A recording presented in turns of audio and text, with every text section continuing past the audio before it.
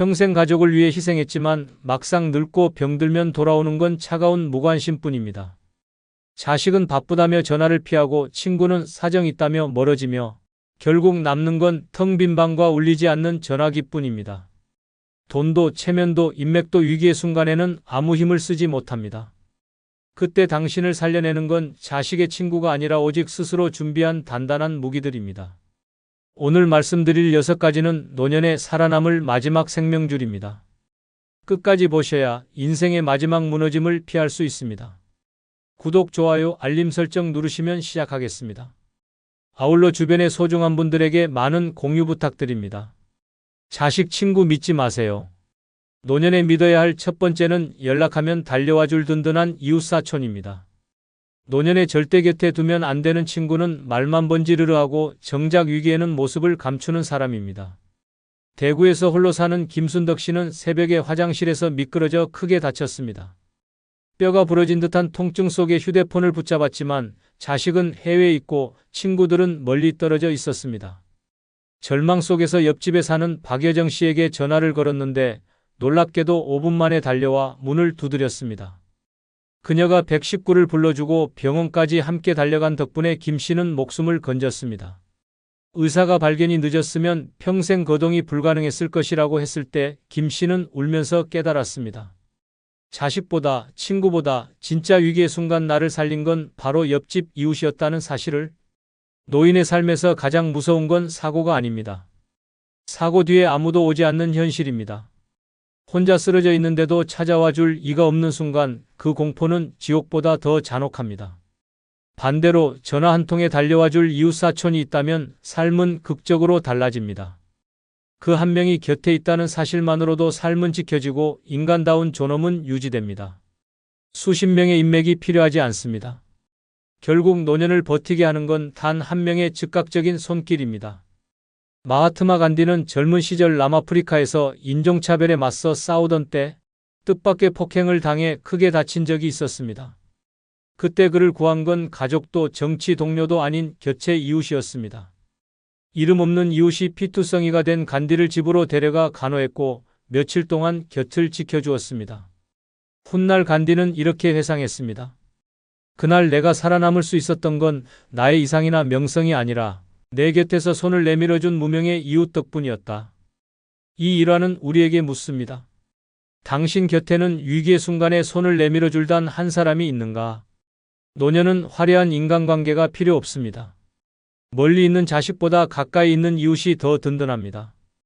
평소 작은 인사, 반찬 한 접시 나눔, 짧은 대화가 쌓이면 그것이 위기의 순간 생명을 살리는 구명줄이 됩니다. 그 관계는 거창하지 않아도 됩니다. 단 한 명이라도 내 전화를 받고 달려올 사람이 있다면 나는 결코 고립되지 않습니다. 김순덕 씨의 사례처럼 위기는 언제든 찾아옵니다.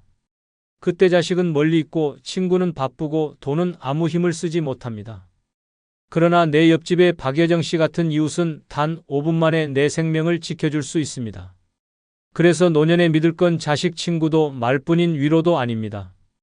연락하면 달려와 줄 든든한 이웃사촌, 그 한 명이야말로 인생의 마지막 순간까지 나를 살려줄 진짜 힘입니다. 자식, 친구 믿지 마세요. 노년에 믿어야 할 두 번째는 갑작스러운 상황에도 견딜 수 있는 응급자금입니다. 경기도 부천에 사는 김영자 씨는 74세 생일을 며칠 앞두고 갑작스럽게 뇌경색으로 쓰러졌습니다.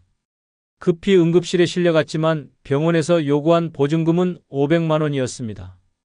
통장에는 몇십만 원이 전부였고 자식들에게 연락했지만 이번 달은 힘들다는 대답만 돌아왔습니다.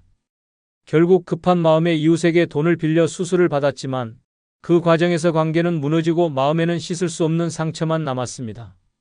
김 씨는 퇴원 후 눈물을 흘리며 말했습니다. 사람보다 돈이 더 무섭다는 걸 뼈저리게 알았다. 이 끔찍한 경험은 노년의 안전망이란 결국 내 손에 쥔 응급자금뿐임을 보여줍니다.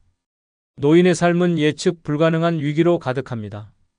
병원 응급실 문 앞에서, 갑작스러운 화재나 사고 앞에서, 혹은 예상치 못한 수술비 앞에서 돈이 없다는 건 목숨을 걸고 도박하는 것과 같습니다. 자식도 친구도 그 순간에는 구원의 손길이 되지 못합니다. 오히려 돈 이야기가 오가는 순간 인간관계는 더 쉽게 무너집니다. 병실에 누워 내가 왜 이 나이에 이렇게 비참해야 하나라고 자책하는 노인의 모습은 결코 먼 이야기가 아닙니다. 바로 내일 내 앞에 닥칠 수 있는 현실입니다. 하지만 작은 응급자금이라도 준비되어 있다면 상황은 완전히 달라집니다. 돈은 단순한 종이가 아니라 즉시 생명을 지키는 무기입니다.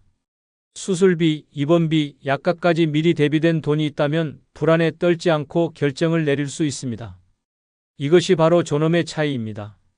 준비한 자는 위기를 넘기고 그렇지 못한 자는 눈앞에서 무너집니다. 철학자 세네카는 이렇게 말했습니다. 준비 없는 사람에게는 어떤 불행도 갑작스럽다.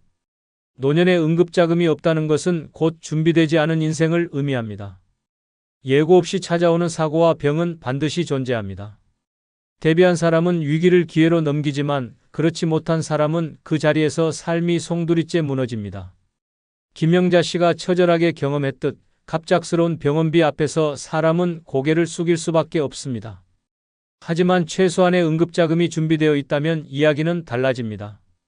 치료비 걱정 대신 생존에 집중할 수 있고 남 앞에 손 벌리지 않아도 됩니다. 자식에게 미안한 눈빛을 보낼 필요도 이웃에게 굽실거릴 필요도 없습니다. 오직 내 힘으로 내 삶을 지켜낼 수 있다는 자신감이 생깁니다. 노년의 응급자금은 사치를 위한 돈이 아닙니다. 생명선입니다. 최소 500만 원, 가능하다면 1000만 원 정도는 언제든 꺼낼 수 있도록 마련해야 합니다. 그것이 있어야 노년은 비굴하지 않고 세상 앞에서 당당할 수 있습니다. 자식의 친구도 말뿐인 위로도 화려한 인맥도 결국 나를 살려주지 못합니다. 갑작스러운 상황에도 흔들리지 않고 내 삶을 지켜주는 건 오직 응급자금입니다. 그것이 바로 노년에 믿어야 할 최후의 무기입니다. 자식, 친구 믿지 마세요. 노년에 믿어야 할 세 번째는 건강한 치아로 음식 씹는 즐거움입니다. 대전에서 혼자 사는 윤복자 씨는 72세의 치아가 거의 다 빠져 음식을 씹을 수 없게 되었습니다. 처음엔 대수롭지 않게 생각하며 죽과 미움으로 버텼지만 점점 체력이 떨어지고 병원 진단에서 영양실조 판정을 받았습니다. 무엇보다 고통스러웠던 건 가족 모임 자리였습니다. 갈비찜, 잡채, 전, 과일이 풍성하게 차려져 있어도 그녀는 숟가락으로 죽만 떠먹을 수 있었습니다. 손주가 할머니, 왜 고기 안 드셔요? 라고 묻는 순간 윤 씨는 얼굴이 붉게 달아오르고 눈물이 왈칵 쏟아졌습니다. 사람들 앞에서 씹지 못하는 치아 때문에 느낀 수치심은 칼로 심장을 도려내는 것처럼 아팠습니다. 그날 이후 그녀는 외출을 꺼리고 사람을 만나는 것도 피했습니다. 결국 잃어버린 건 음식의 즐거움만이 아니라 세상과의 연결이었습니다. 노년의 치아를 잃는다는 건 단순히 씹는 기능이 사라지는 문제가 아닙니다. 삶의 의욕과 자존심이 무너지는 시작입니다. 치아가 약해지면 음식은 입으로 들어오지 않고 영양이 부족하면 몸은 기하급수적으로 빠르게 쇠약해집니다.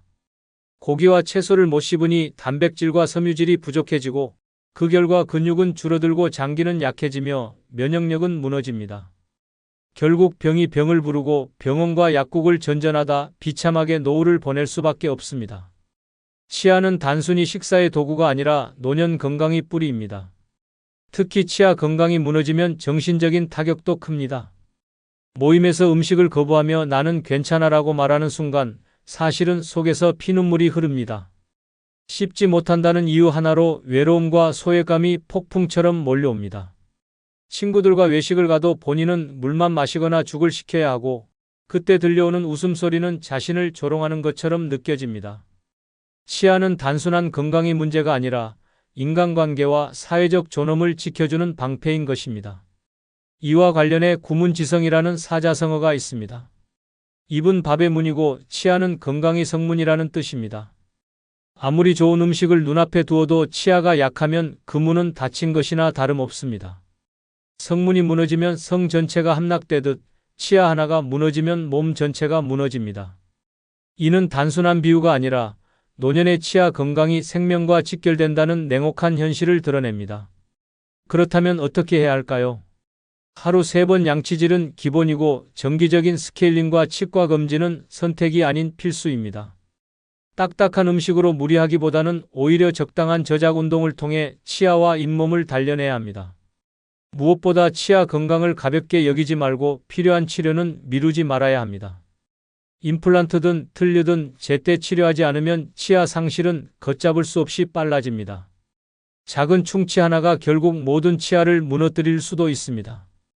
윤복자 씨는 결국 늦게나마 임플란트 치료를 받았습니다.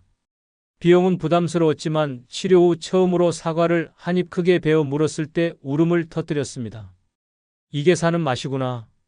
그녀는 그때 비로소 깨달았습니다. 돈도 자식도 친구도 내 입속에서 씹는 그 순간의 기쁨을 대신해주지 못한다는 사실을. 치아가 살아있어야 삶이 살아난다는 단순하고도 냉혹한 진실이었습니다. 자식 친구 믿지 마세요. 노년에 믿어야 할 네 번째는 매달 일정하게 들어오는 각종 연금입니다.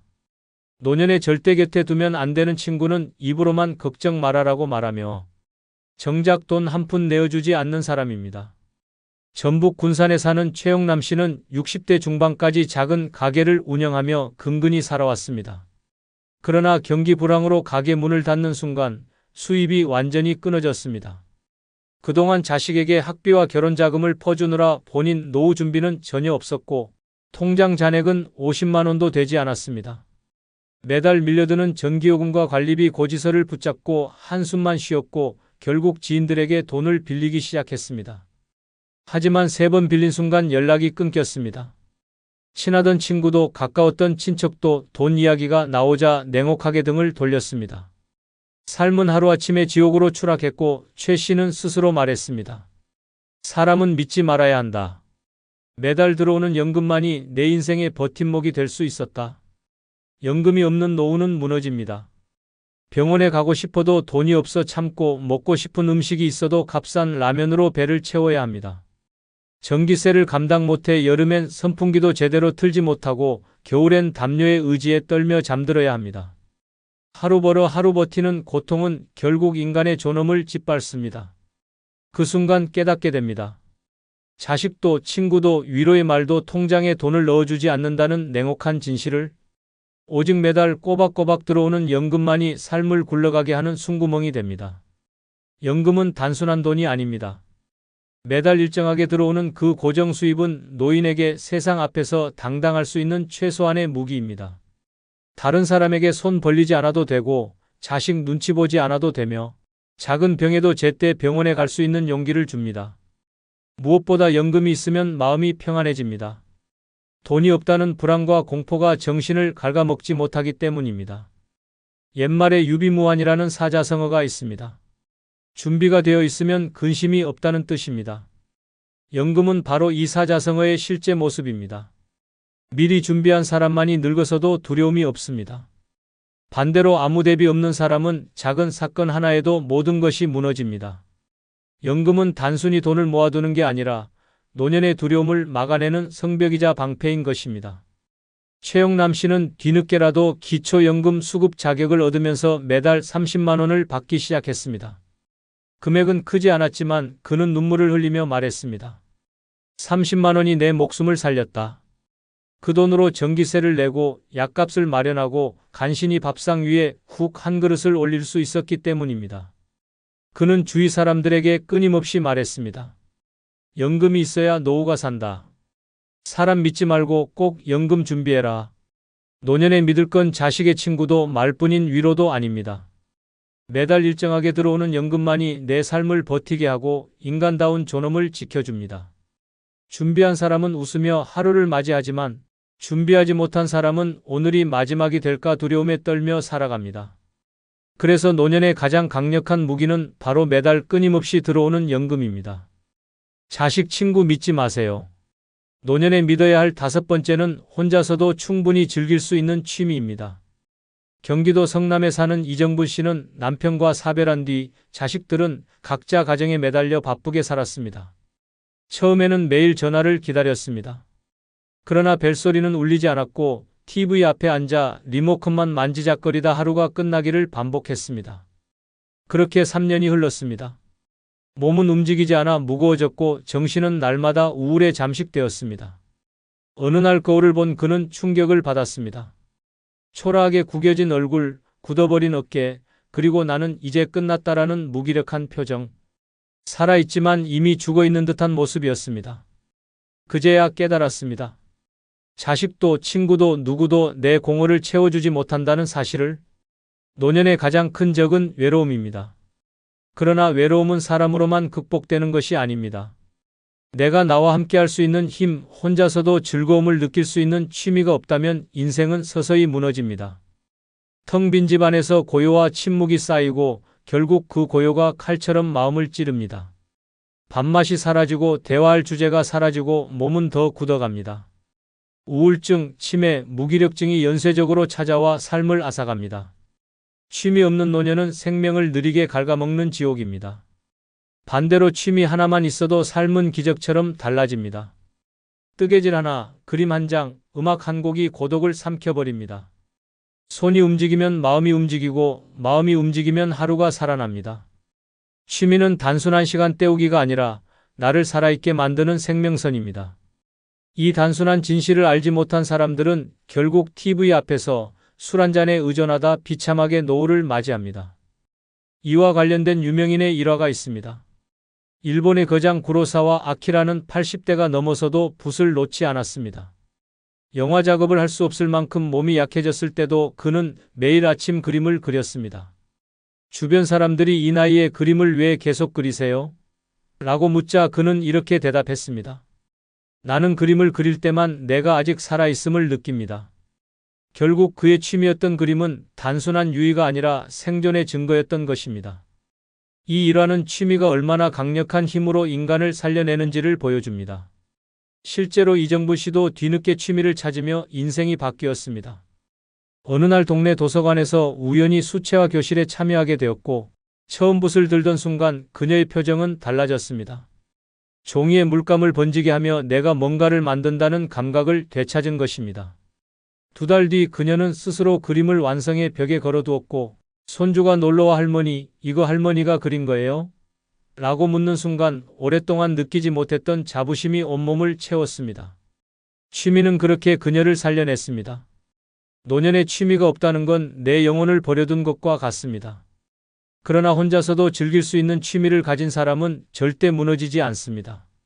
자식의 친구도 돈도 말뿐인 위로도 아닌 오직 나 자신이 나와 함께할 수 있는 힘. 그것이 바로 노년에 믿어야 할 최후의 무기입니다. 혼자서 즐기는 취미 하나가 남은 삶 전체를 지켜주는 든든한 방패입니다. 오늘 당장 붓을 잡든 바늘을 잡든 발걸음을 옮기든 시작해야 합니다.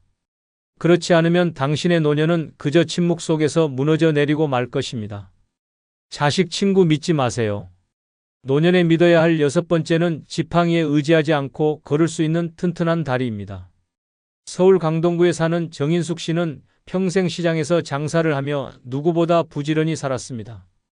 그러나 무릎 관절염이 악화되어 결국 수술을 권유받았지만 돈이 아까워 치료를 미루다 다리가 완전히 망가졌습니다. 계단을 내려오다 크게 넘어지고 나서는 지팡이 없이는 한 발자국도 떼기 힘들게 되었습니다. 문제는 그때부터 시작이었습니다. 장 보러 가는 것도 손주 보러 가는 것도 포기해야 했습니다. 화장실조차 혼자 힘으로 가기 어려워지자 스스로를 죄인처럼 느꼈습니다.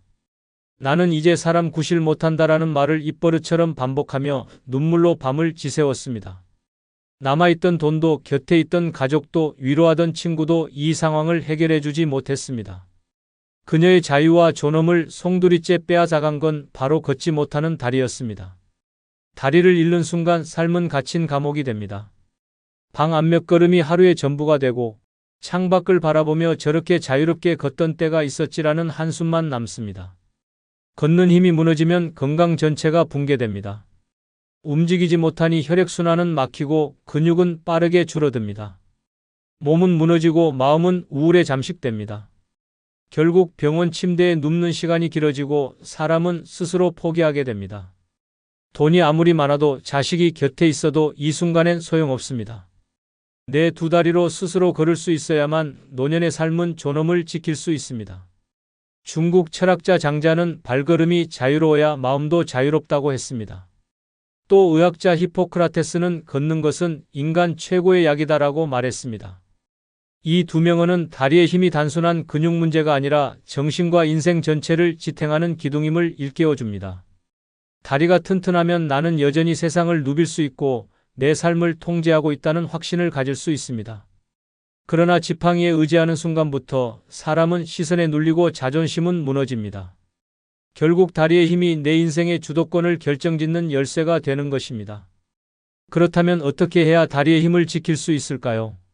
무엇보다 매일 일정 시간을 걷는 습관이 필수입니다. 하루 30분 이상 무리하지 않고 꾸준히 걷는 것만으로도 근육과 관절은 놀랍게 달라집니다.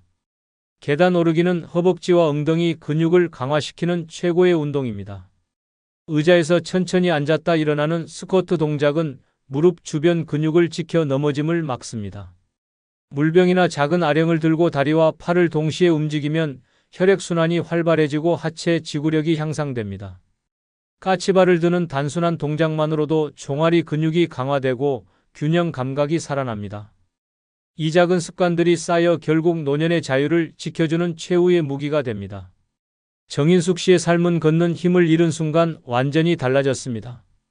외출을 포기하면서 인간관계도 끊어졌고 집안에만 갇혀 지내며 병은 더 심해졌습니다. 하지만 그녀는 뒤늦게 재활을 시작했습니다.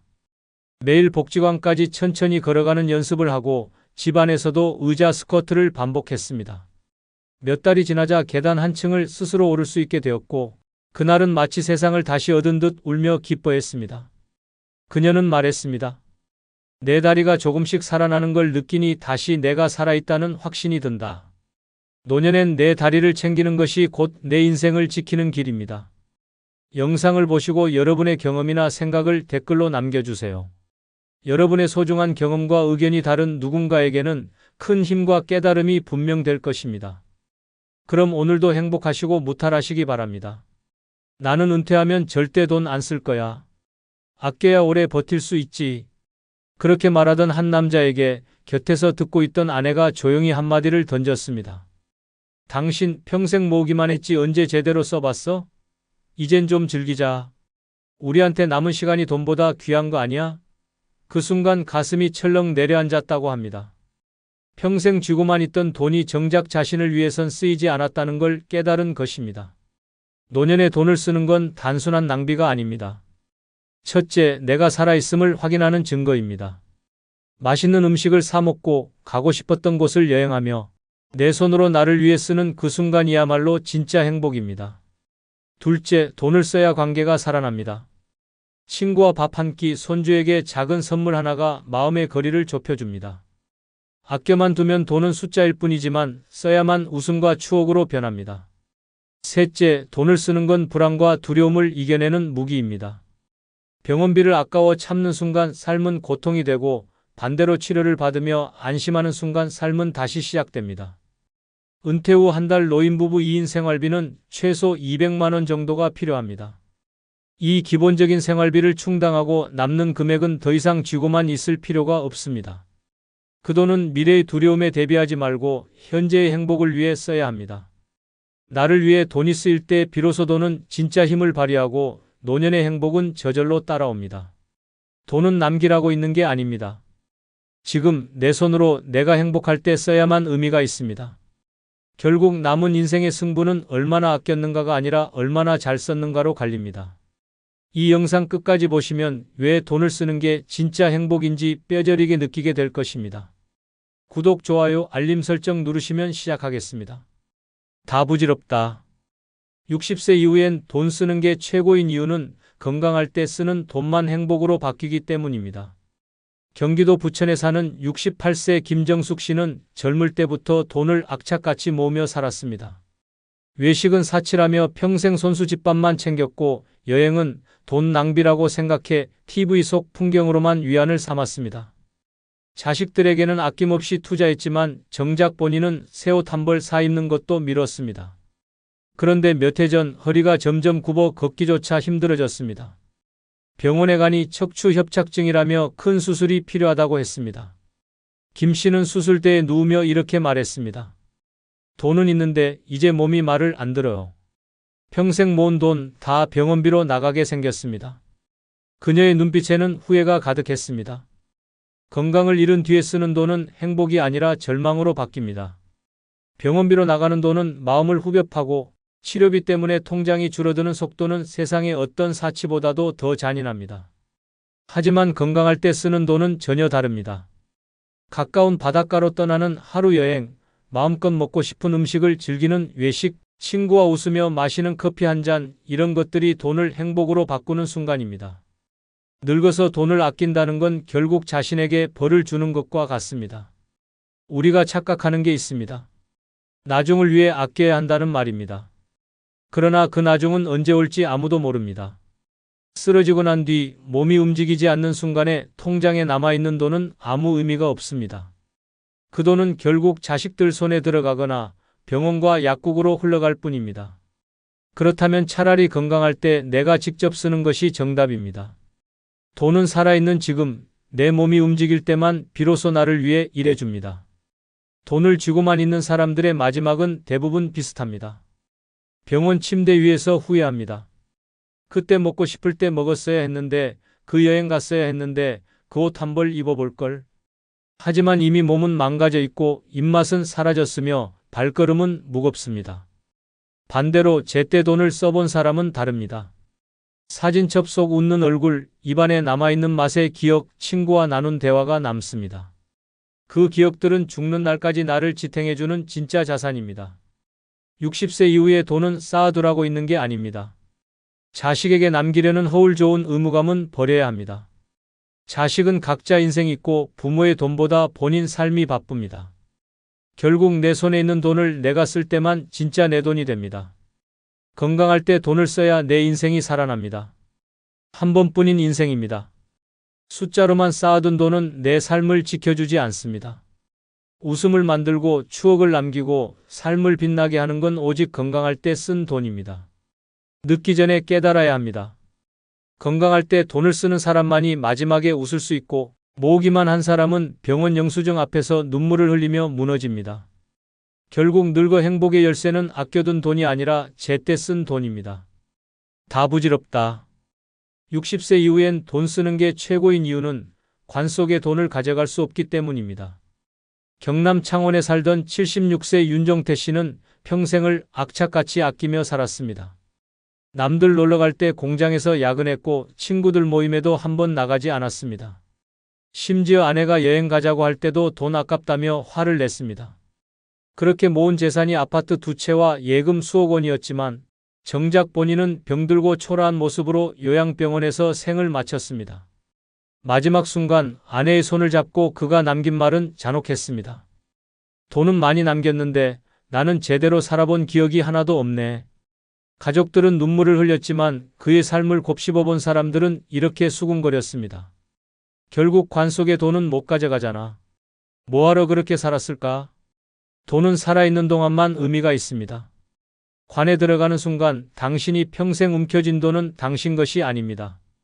자식들 손에 넘어가고 세금으로 빠져나가며 결국은 당신의 삶과 무관한 종이 조각이 됩니다. 그러나 살아있을 때 쓰는 돈은 전혀 다릅니다. 친구와 웃으며 밥을 사는 순간, 배우자와 손잡고 여행을 떠나는 순간, 손주에게 작은 장난감을 사주며 미소를 보는 순간 그 돈은 추억으로 바뀌어 영원히 남습니다.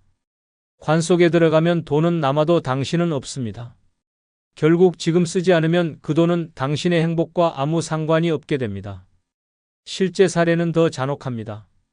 서울에 살던 80세 여성은 막대한 재산을 남겼습니다. 하지만 상속 문제로 자식들 사이에 소송이 벌어졌고 형제가 등을 돌리며 서로의 목을 조르는 싸움이 이어졌습니다. 결국 부모의 장례식이 끝난 지 며칠 지나지 않아 가족은 남보다 못한 사이가 됐습니다. 죽은 뒤 남긴 돈은 사랑을 지켜주지 못하고 오히려 증오와 갈등만 남겼습니다. 그 돈을 본인이 살아있을 때 즐기고 썼더라면 가족에게도 추억과 따뜻한 기억이 남았을 것입니다. 돈은 관 속에 가져가지 못합니다. 남겨두면 다툼이 되고 흩어지고 때로는 원망으로 변합니다. 하지만 살아있을 때 쓰면 웃음과 기억으로 남습니다. 당신이 떠난 뒤 자식들이 서로 싸우는 모습을 보고 싶지 않다면 지금 당장 당신의 행복을 위해 써야 합니다. 먹고 싶었던 음식, 가고 싶었던 여행, 배우고 싶었던 취미. 아끼다 결국 병실에서 후회하지 말고 지금 그 돈을 꺼내 쓰십시오. 다 부질없습니다. 결국 관짝 속에 들어갈 때 당신은 빈손으로 떠납니다. 돈을 쌓아두는 건 의미가 없습니다. 오직 살아있는 지금 그 돈을 쓰며 웃을 때만 진짜 당신의 것이 됩니다. 60세 이후의 인생은 남기려는 싸움이 아니라 쓰며 웃는 선택으로 빛나야 합니다. 다 부질없다. 60세 이후엔 돈 쓰는 게 최고인 이유는 아껴둔 돈은 물가에 녹아내리기 때문입니다. 경기도 성남에 사는 73세 이순자 씨는 평생을 검소하게 살았습니다. 새 옷 한 벌 사는 것도 사치라 생각했고 외식은 늘 김밥 한 줄이나 국밥 한 그릇으로 대신했습니다. 그렇게 아끼고 또 아끼며 은행 통장을 채우는 게 유일한 기쁨이었습니다. 하지만 세월은 잔인했습니다. 과거 5만 원이면 한가득 장을 볼 수 있었는데 지금은 마트에서 장바구니 몇 개 담으면 10만 원이 훌쩍 넘습니다. 이순자 씨는 계산대 앞에서 한숨을 내쉬며 이렇게 중얼거렸습니다. 내가 이 돈을 어떻게 모았는데 세월 앞에서는 종이장처럼 가벼워지네. 평생 움켜쥔 돈이 물가 앞에선 무용지물이 되어버린 순간이었습니다. 물가는 기어이 당신의 돈을 갉아먹습니다. 매일 오르는 기름값, 밥값, 약값. 예전엔 1만 원이면 가능했던 일이 이제는 2만 원, 3만 원 없이는 할 수 없습니다. 당신이 애써 모아둔 돈은 그저 숫자일 뿐 시간이 흐를수록 가치가 증발해 버립니다. 은행에 넣어둔다고 안전하지도 않습니다. 이자는 턱없이 낮고 물가는 거침없이 오릅니다. 결국 당신이 아낀다고 지켜온 돈은 눈에 보이지 않게 녹아내리고 있는 것입니다. 서울에 사는 한 노부부의 이야기는 더욱 충격적입니다. 20년 전 두 사람은 이제 걱정 없다며 1억 원을 은행에 넣어두었습니다. 당시엔 그 돈이면 노후가 든든할 거라 믿었습니다. 하지만 지금은 병원비와 생활비에 잠식당해 절반도 남지 않았습니다. 아내는 떨리는 목소리로 말했습니다. 그땐 해외여행도 갈 수 있었던 돈인데 지금은 몇 달치 약값에도 모자라네. 평생 모은 돈이 물가 앞에선 순식간에 녹아내렸습니다. 그래서 늙어서 돈을 쌓아두기만 하는 건 어리석은 짓입니다. 돈은 살아있을 때 내 손으로 직접 써야 합니다. 물가가 삼켜버리기 전에 그 돈으로 추억을 사야 하고 웃음을 사야 합니다. 손주에게 아이스크림을 사주며 행복해하는 얼굴을 보는 것, 배우자와 함께 좋은 식당에 앉아 오랜만에 웃는 것, 친구와 기차를 타고 가까운 바다를 보는 것. 이런 순간들이야말로 돈이 가진 진짜 힘을 발휘하는 장면입니다. 돈을 쓰지 않으면 노년은 지루한 기다림으로 늘어집니다. 숫자는 불어나도 마음은 메말라갑니다. 반대로 돈을 쓰면 하루가 다르게 짧고 행복해집니다. 기억에 남는 순간이 쌓이고 시간이 빠르게 지나갑니다. 결국 물가에 갉아먹히는 돈을 붙들고 있느니 차라리 지금 꺼내어 웃음을 만드는 게 현명한 선택입니다. 다 부질없습니다. 아껴둔 돈은 물가 앞에서 서서히 녹아내리고 결국 당신을 배신합니다. 하지만 지금 쓰는 돈은 추억으로 바뀌고 웃음으로 변합니다.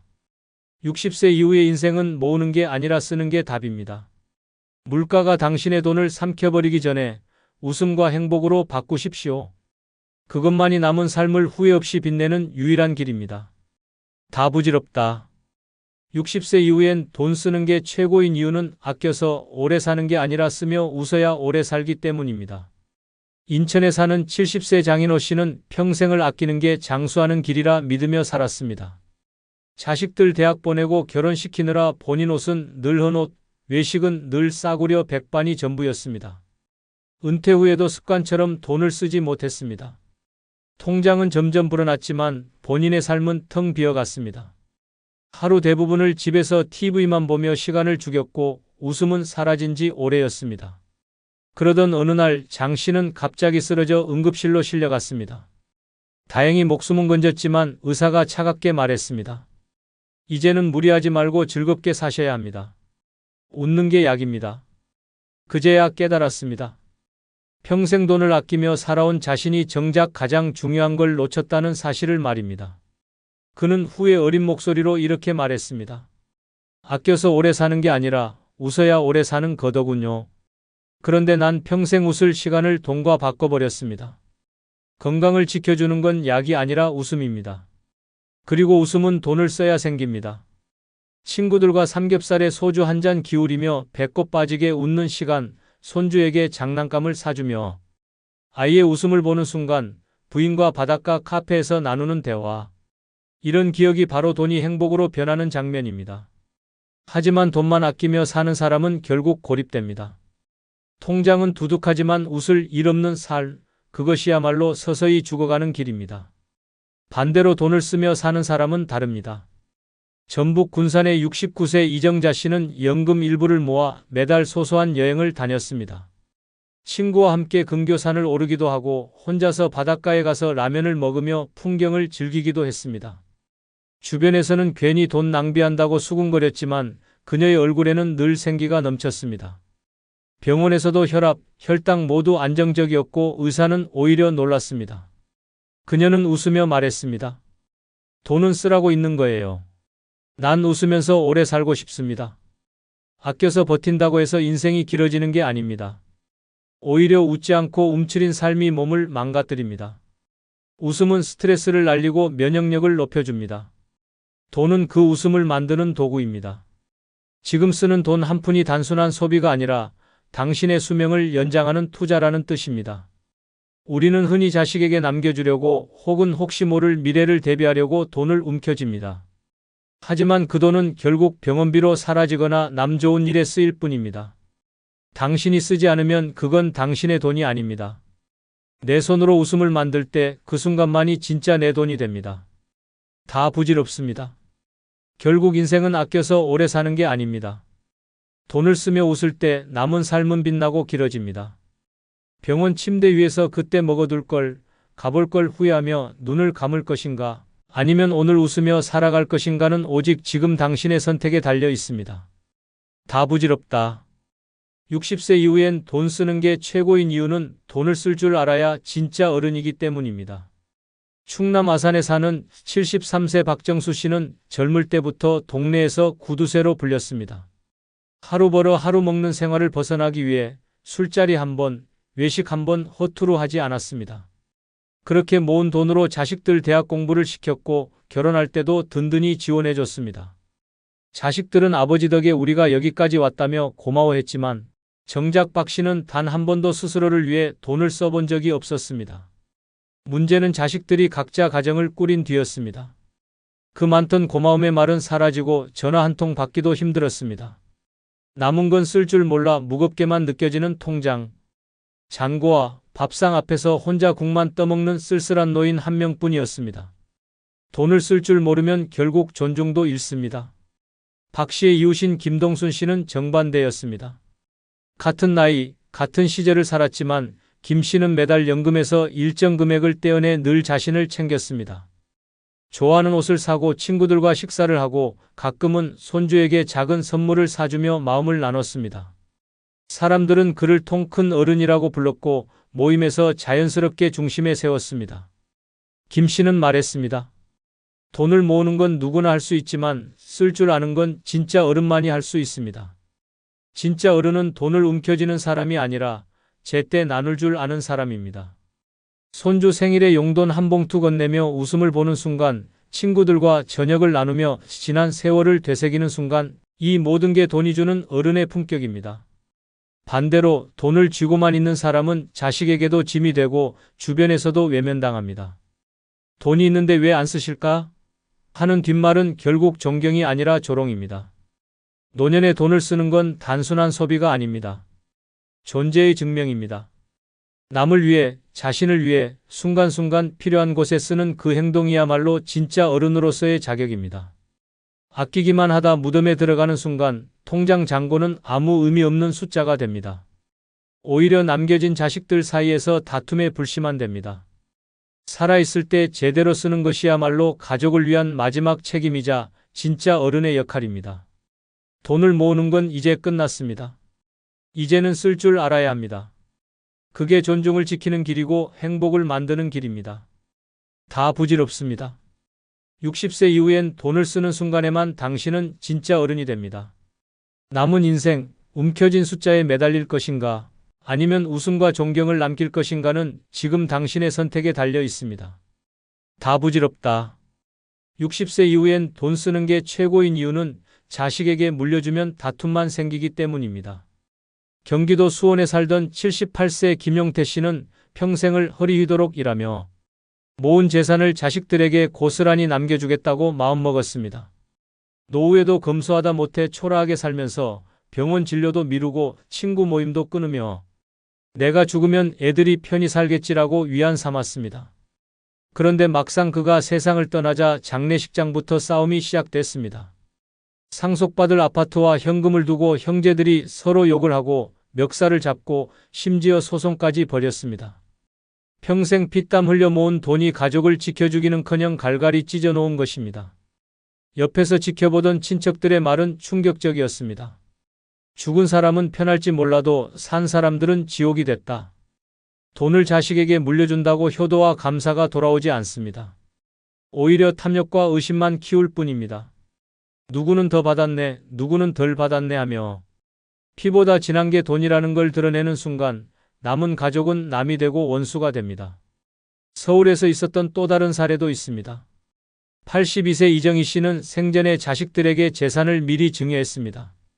큰아들에게는 집을, 작은아들에게는 가게를 맡겼습니다. 처음엔 사이가 좋아 보였지만 몇 년 지나지 않아 큰아들이 동생에게 내가 받은 집은 빚이 많고 내가 받은 가게는 돈을 잘 번다며 불만을 터뜨렸습니다. 결국 형제는 왕래를 끊고 부모 제사조차 따로 지내게 됐습니다. 이 씨는 병상에서 눈물을 흘리며 말했습니다. 내가 살아있을 땐 웃던 자식들이 돈 앞에서는 칼을 들이대더라.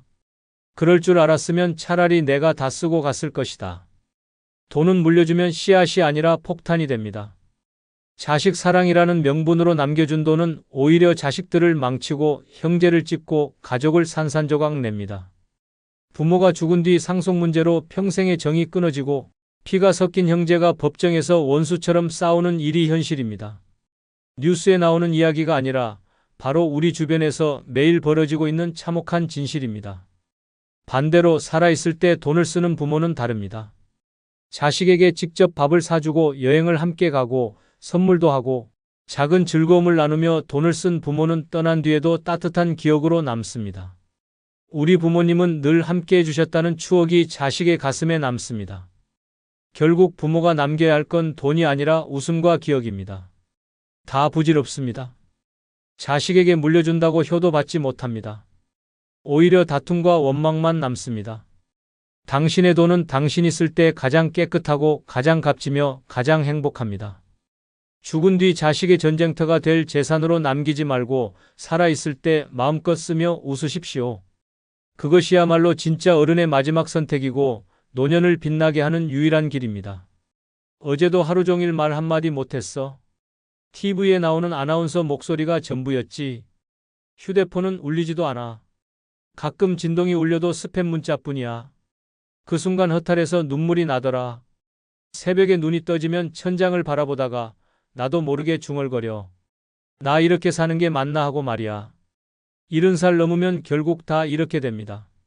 한때는 집안의 기둥이었지만 지금은 외로움이 벽처럼 둘러싸고 있습니다.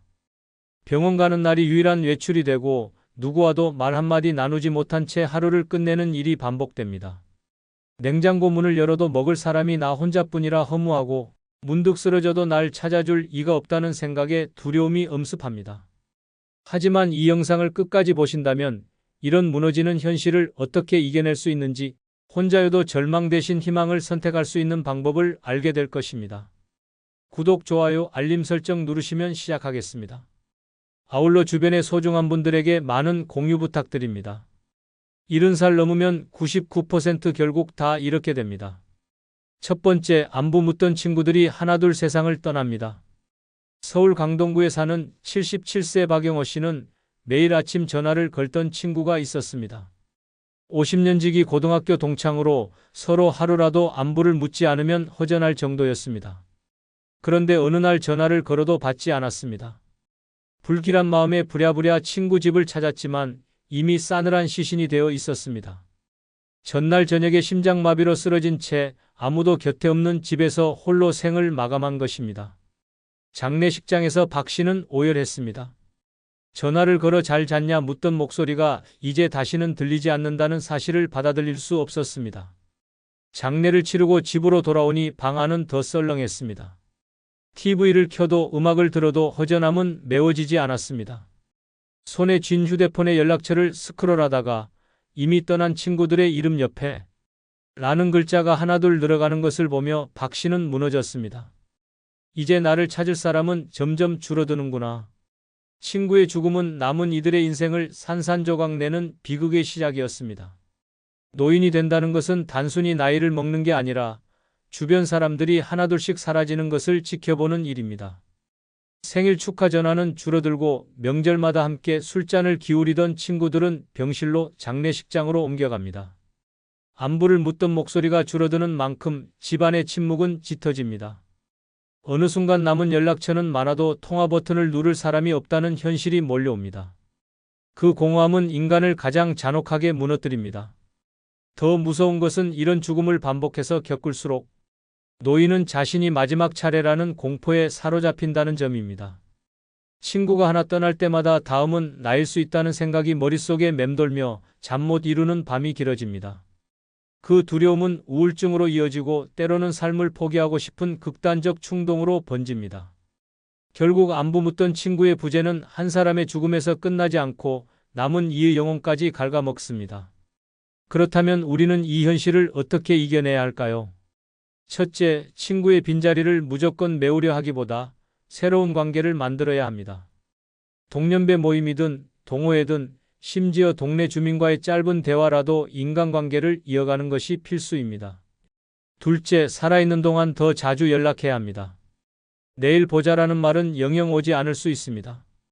지금 당장 전화를 걸고 지금 당장 안부를 묻는 것이 남은 이들의 의무입니다. 셋째, 죽음을 준비하며 삶을 더 뜨겁게 살아야 합니다. 친구의 죽음을 목격했을 때 나도 언젠가라는 두려움만 가질 게 아니라 그가 못 산 오늘을 내가 대신 살아야 한다는 각오를 품어야 합니다. 70살 넘으면 결국 다 이렇게 됩니다. 안부 묻던 친구들이 하나둘 세상을 떠나며 남은 자리에 깊은 고독이 드리워집니다. 그러나 준비된 사람은 그 고독을 절망이 아니라 새로운 관계와 더 뜨겁게 사는 계기로 바꿉니다. 떠난 친구의 빈자리를 그리워만 하지 말고 내 곁의 사람과 더 자주 웃고 더 자주 만나야 합니다. 그래야만 노년의 삶은 고독의 장례식이 아니라 끝까지 살아있음의 축제가 될 수 있습니다. 70살 넘으면 99% 결국 다 이렇게 됩니다. 두 번째, 남은 인생을 세어보며 눈시울이 붉어집니다. 전북 전주에 사는 75세 윤말순 씨는 매일 아침 달력을 뜯는 것이 습관이 되었습니다. 하지만 그 단순한 동작은 이제 공포로 다가옵니다. 한 장씩 사라지는 달력을 바라보며 과연 내가 또 몇 장이나 더 뜯을 수 있을까라는 생각이 목을 조입니다. 친구들의 부고가 들려올 때마다, 장례식장에 앉아 있을 때마다 윤 씨는 자신이 쓸쓸히 누울 그날을 떠올립니다. 자식에게 전화라도 하려다가 바쁘다는 차가운 목소리에 금세 전화를 끊습니다. 결국 혼자 방 안에 앉아 손가락으로 세어봅니다. 지금 75세니까 80세까지만 산다고 쳐도 5년 고작 1825일 그 숫자를 중얼거리다 울음이 터져 나옵니다. 숫자로 남은 생을 세는 순간 삶은 하루하루가 축소되고 죽음은 발밑으로 다가옵니다. 이 무서운 계산은 윤말순 씨만의 이야기가 아닙니다. 수많은 노인들이 같은 방식으로 자기 인생의 끝을 매일 되새기며 살아갑니다. 노인이 숫자를 세기 시작하는 순간부터 삶의 의미는 사라집니다. 젊을 때는 내일을 계획하며 살았지만 70이 넘으면 내일이 아닌 마지막을 떠올리게 됩니다. 친구의 빈자리가 늘어날수록 병원 진료 카드가 두꺼워질수록 하루가 선물이라기보단 징벌처럼 다가옵니다. 자식도 돈도 명예도 이제는 위로가 되지 못합니다. 결국 혼자 앉아 남은 날을 숫자로 줄여가는 고통만 남습니다. 이 숫자의 공포가 길어지면 우울증으로 번지고 몸은 살아있으나 마음은 이미 죽어가는 상태로 빠져듭니다. 더 잔혹한 현실은 이 계산이 멈추지 않는다는 것입니다. 아침에 눈을 떠도 밤에 잠들기 전에도 심지어 명절날 웃고 있어도 속으로는 숫자가 굴러갑니다. 이제 몇 년일까? 몇 달일까? 몇 주일까? 그렇게 삶은 더 이상 삶이 아니라 시한부의 형벌이 됩니다. 이것이 70 이후 누구도 피할 수 없는 노인의 비극입니다. 그러나 이 지독한 계산에서 벗어날 방법은 있습니다. 첫째, 시간을 숫자가 아닌 경험으로 바꿔야 합니다. 남은 날을 세지 말고 하루에 무엇을 할지를 세야 합니다. 오늘은 누구와 차 한잔 마셨다. 오늘은 공원 벤치에 앉아 햇살을 쬐었다. 이런 작은 기록이 숫자의 공포를 경험의 기쁨으로 전환합니다. 둘째, 나이의 무게를 홀로 감당하지 말아야 합니다. 이웃이든 친구든 짧은 대화와 만남이 삶의 시간을 다시 흐르게 만듭니다. 고립은 시간을 정지시키지만 관계는 시간을 살아있게 만듭니다. 셋째, 죽음을 외면하지 말고 준비하는 것이 필요합니다. 유언장을 쓰고 장례 방식을 정하는 것조차 숫자를 세는 고통을 줄이고 남은 시간을 더 자유롭게 살게 합니다. 70살 넘으면 결국 다 이렇게 됩니다. 어느 순간 달력의 숫자가 생명의 숫자로 보입니다. 그러나 준비된 사람은 달력을 뜯으며 절망하지 않고 오히려 오늘 하루를 더 뜨겁게 살아냅니다. 남은 인생을 숫자로 세지 말고 숨 쉬는 순간마다 경험으로 채워야 합니다. 그래야만 노년의 삶은 더 이상 남은 시간을 기다리는 감옥이 아니라 살아있는 오늘을 누리는 해방이 됩니다. 70살 넘으면 99% 결국 다 이렇게 됩니다. 세 번째, 새벽에 혼자 깨서 천장을 멍하니 바라보는 일이 많아집니다. 경기도 고양시에 사는 74세 정순애 씨는 남편이 세상을 떠난 뒤 홀로 아파트에 살고 있습니다. 남편이 생전에 켜두던 라디오 소리, 함께 마시던 새벽의 커피 향은 이제 없습니다. 깊은 새벽, 이유도 없이 눈이 번쩍 떠지면 방 안은 너무 조용합니다. 시계 초침이 벽을 두드리듯 울리고 차가운 공기가 허전하게 가슴을 파고듭니다. 휴대폰을 집어들어도 불이 켜질 일은 없습니다. 자식들은 바쁘다며 몇 달째 연락조차 없습니다. 천장을 바라보다 보면 눈물이 흐르고 문득 이런 생각이 밀려옵니다. 이대로 내가 사라져도 아는 사람 하나 없겠구나.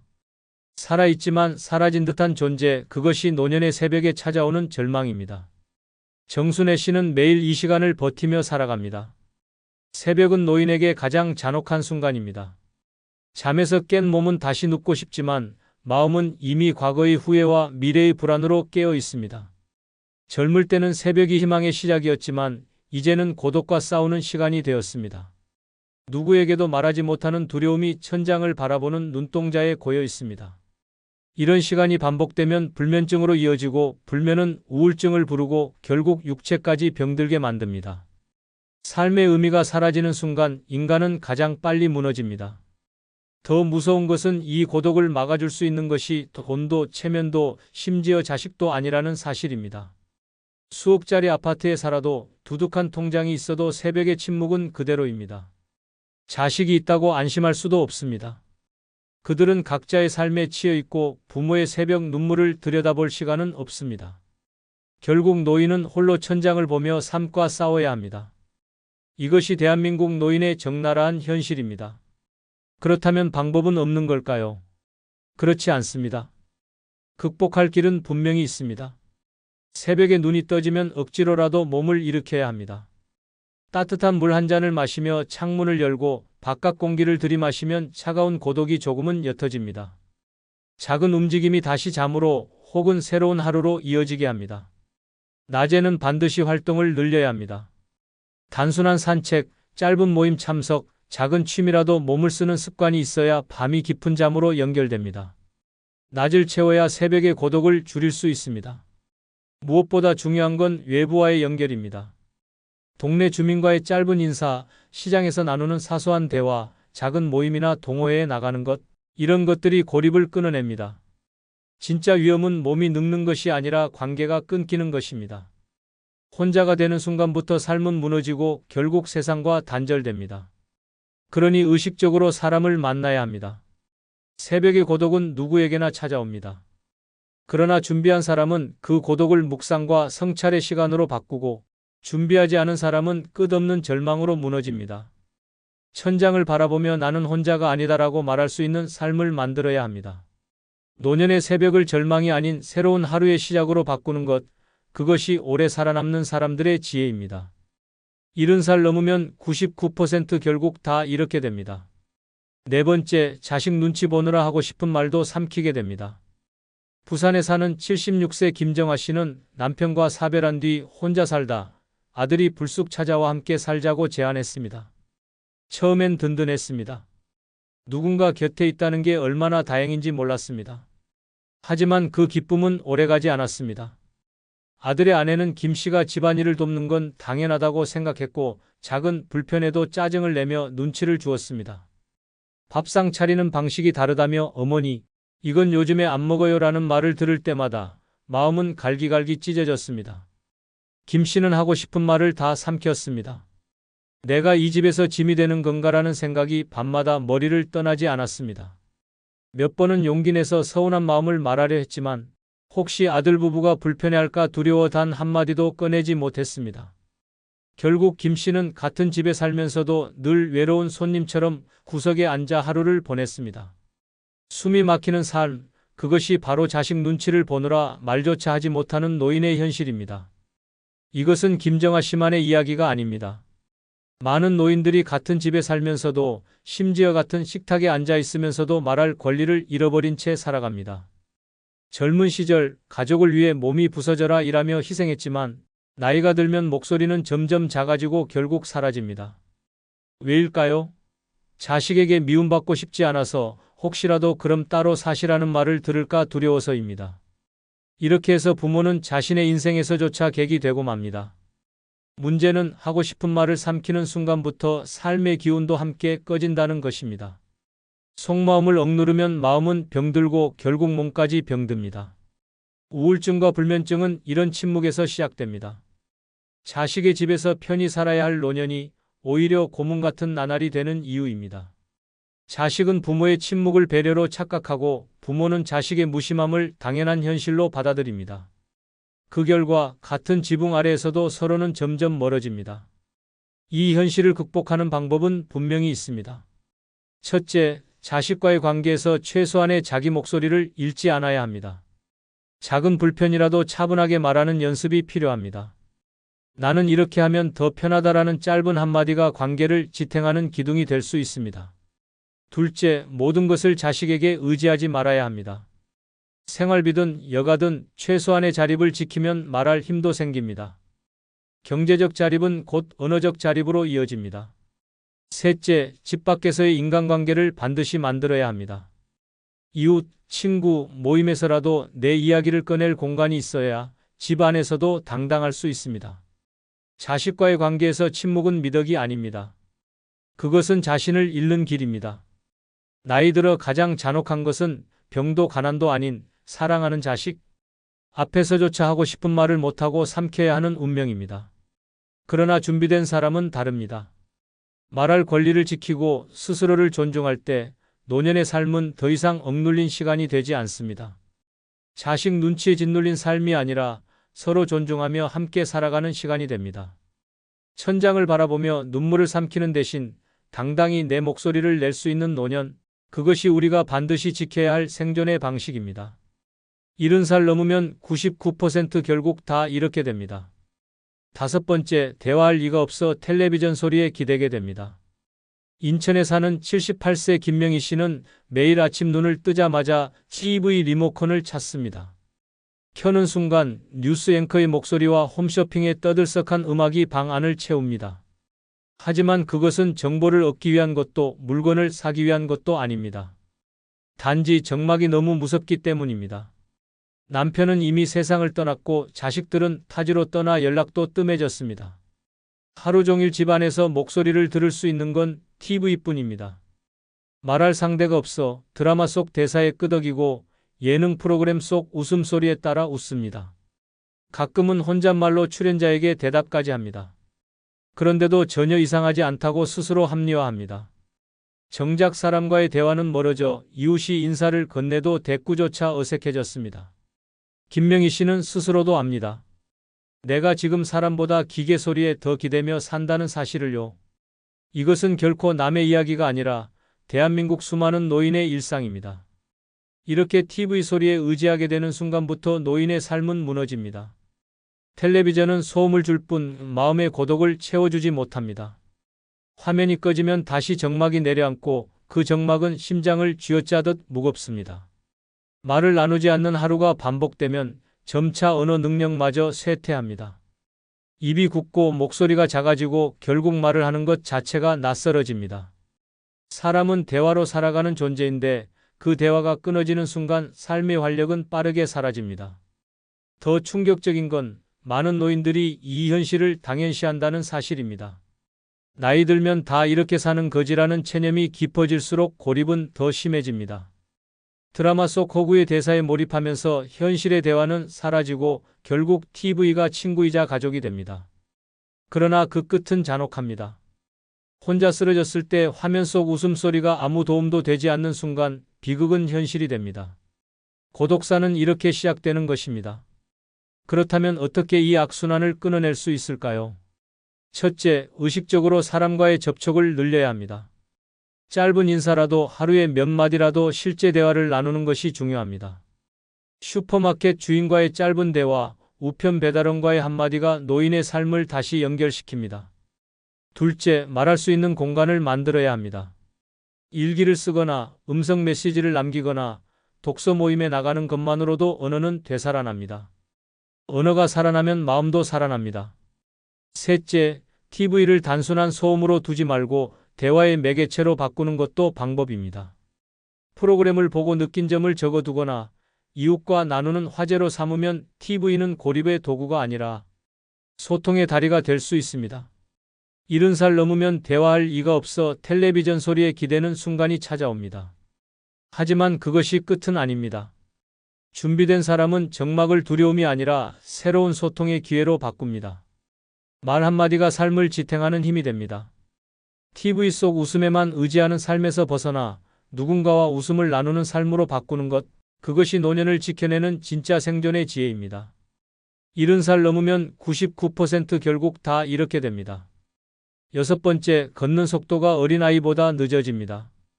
대전의 한 시장 골목에서 80세 이성자 씨는 장을 보러 나왔다가 길을 건너는 순간 차에 치일 뻔했습니다. 신호등이 초록불로 바뀌었는데도 다 건너기 전에 빨간불이 켜졌기 때문입니다. 그녀는 분명 예전과 똑같이 걸었을 뿐인데 다리 힘이 예전 같지 않아 속도가 눈에 띄게 느려졌습니다. 옆에서 손을 잡고 뛰어가던 꼬마아이가 이미 건너편에서 엄마 품에 안겨 있을 때 이 씨는 아직 횡단보도 한가운데에 있었습니다. 차들이 성질 급하게 경적을 울리고 사람들의 시선이 따갑게 꽂혔습니다. 얼굴은 화끈거렸고 심장은 쿵쾅거렸습니다. 나는 이제 아이보다도 느린 사람, 세상의 걸림돌이구나라는 자책이 가슴을 찔렀습니다. 집으로 돌아오는 길, 그녀는 의자에 털썩 앉아 흐느꼈습니다. 이제는 거리를 걷는 것조차 세상의 위협이 된다는 사실에 절망했기 때문입니다. 이 사례는 결코 특별한 이야기가 아닙니다. 70살을 넘기면 누구나 걷는 속도가 느려집니다. 다리 근육은 자연스럽게 줄어들고 관절은 뻣뻣해지며 호흡은 거칠어집니다. 예전에는 한 번에 오르던 언덕길도 중간에 여러 번 멈춰 서야 하고 계단은 공포의 대상이 됩니다. 어린아이들은 깡충깡충 뛰어가는데 노인은 땅에 발을 끌듯 걷습니다. 그것은 단순한 느림이 아니라 무력함의 신호입니다. 세상과 발맞춰 나갈 수 없다는 잔혹한 선고이기도 합니다. 더 큰 문제는 이 느린 걸음이 사회적 고립을 불러온다는 것입니다. 사람들과 함께 걷는 게 두려워집니다. 모임에 나가자니 따라가지 못해 민폐가 될까 걱정이고 여행을 가자니 다리 아프다는 핑계로 집에 남게 됩니다. 결국 혼자 걷는 습관이 굳어지고 외출은 줄어들며 방 안에서만 하루를 보내게 됩니다. 느려진 속도가 몸만이 아니라 인생 전체를 가둬버리는 것입니다. 하지만 이 슬픈 현실에도 길은 있습니다. 첫째, 근육은 나이와 상관없이 키울 수 있습니다. 매일 20분씩만이라도 꾸준히 걷거나 가벼운 근력 운동을 하면 다리의 힘은 다시 살아납니다. 둘째, 속도를 남과 비교하지 말고 자신만의 리듬을 만드는 것이 중요합니다. 나는 늦어도 끝까지 간다는 마음가짐이 무력감을 줄입니다. 셋째, 혼자 걷기보다 누군가와 함께 걷는 것이 효과적입니다. 대화하며 걷는 사이 속도는 잊히고 걷는 행위 자체가 즐거움으로 바뀝니다. 70살 넘으면 결국 다 이렇게 됩니다. 걷는 속도가 아이보다 느려지고 세상이 앞질러 가는 듯한 좌절이 덮쳐옵니다. 그러나 준비된 사람은 그 느린 속도를 받아들이고 오히려 천천히 걷는 삶 속에서 여유와 성찰을 발견합니다. 중요한 건 멈추지 않는 것입니다. 걸음이 느려도 방향만 잃지 않으면 노년의 삶은 여전히 이어집니다. 느린 발걸음은 패배가 아니라 오래 살아남은 자만이 가진 리듬이라는 사실을 잊지 말아야 합니다. 영상이 끝나면 여러분의 경험이나 생각을 댓글로 남겨주세요. 여러분의 소중한 경험과 의견이 다른 누군가에게는 큰 힘과 깨달음이 분명될 것입니다. 아울러 멤버십 가입 부탁드리며 오늘 하루도 행복하시고 무탈하시기 바랍니다.